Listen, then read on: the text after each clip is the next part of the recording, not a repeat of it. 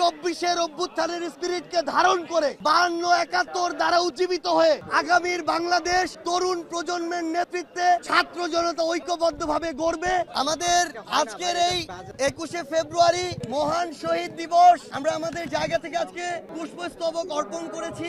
আমরা আমাদের জায়গা থেকে মনে করি সেই ১৯৫২ সাল যখন আমাদের পূর্বসূরীরা রাজপথে ভাষার দাবিতে নেমেছিল, তাদেরকেও বাধা দেওয়া হয়েছিল, প্রতিরোধ করা হয়েছিল, ১৪৪ ধারা জারি করা হয়েছিল। কিন্তু যৌক্তিক দাবিতে লড়াই করা যখন আমাদের রক্তে, তখন রক্ত দিয়ে জীবন দিয়ে আমরা আমাদের ভাষার দাবি আদায় করে নিয়েছি। একইভাবে ২০২৪ সালে বাংলাদেশের ছাত্র জনতা যখন রাজপথে নেমেছে, তখন আবারও আমাদের বাধা দেওয়া হয়েছে, আমাদেরকে প্রতিরোধ করার চেষ্টা করা হয়েছে। কিন্তু যৌক্তিক দাবিতে আমাদের গর্বিত উত্তরসূরিদের মতো আমরা আবারও রক্ত দিয়েছি, জীবন দিয়েছি।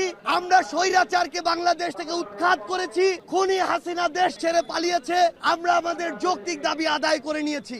আমরা বিশ্বাস করি ৪৭ থেকে ৫২, ৭১ থেকে ২৪ একই সূত্রে গাথা এই বাংলাদেশে ২৪-এর অভ্যুত্থানের স্পিরিটকে ধারণ করে ৫২-৭১ দ্বারা উজ্জীবিত হয়ে আগামীর বাংলাদেশ তরুণ প্রজন্মের নেতৃত্বে ছাত্র জনতা ঐক্যবদ্ধভাবে গড়বে। এটাই হচ্ছে আজকে আমাদের শপথ। সবাইকে অসংখ্য ধন্যবাদ।